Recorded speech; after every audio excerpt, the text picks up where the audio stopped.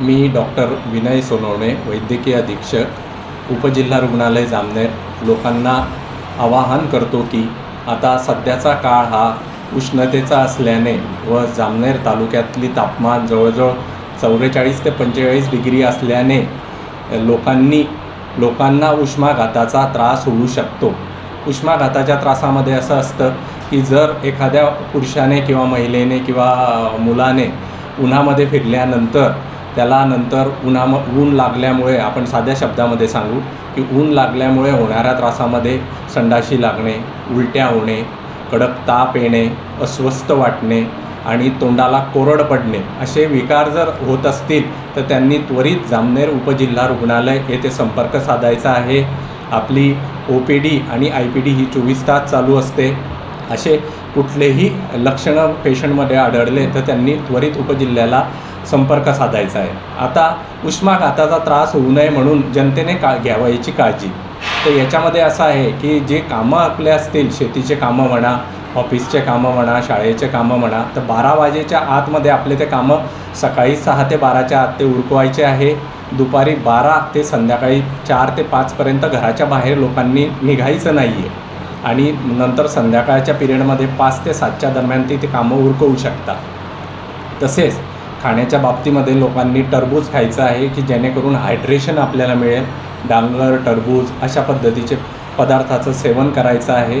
त्याच पद्धतीने शरीरातील पाणी कमी होऊ नये म्हणून ताक, पन्ह, सरबत, लस्सी याचा मारा करायचा आहे आणि जेणेकरून कैरीची भाजी वगैरे आंबट पदार्थ कसे खाऊन आपल्या शरीरातील जे क्षार नाहीसे होतात व जो विकनेसपणा आणि BP कमी होतं त्याच्यासाठी त्यांनी लिंबू पाणी, सरबत याचा मारा करायचा आहे आणि तासाला 1 ग्लास पाणी या हिशोबाने पाणी प्यायचं आहे आणि शक्यतो दुपारच्या वेळेस थंड ठिकाणी, म्हणजे जरी कूलर नसेल, AC नसेल काही लोकांच्या घरी, तरी पंख्याच्या खाली या लोकांनी बसायचं आहे जेणेकरून शरीरातलं तापमान हे आपल्या बॉडी तापमानाला ॲडजस्ट होईल।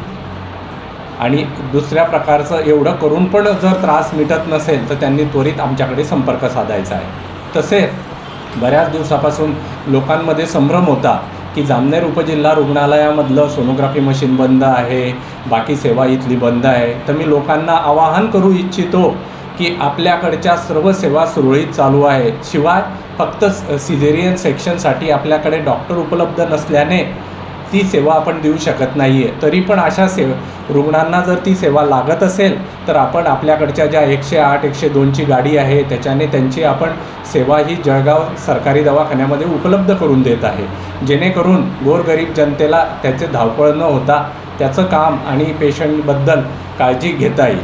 तसेच आपल्याकडे संतती नियमाचे ऑपरेशन असेल, नॉर्मल डिलिव्हरी असेल, हे सुरळीत आणि रोजच्या प्रकारे चालू आहेत।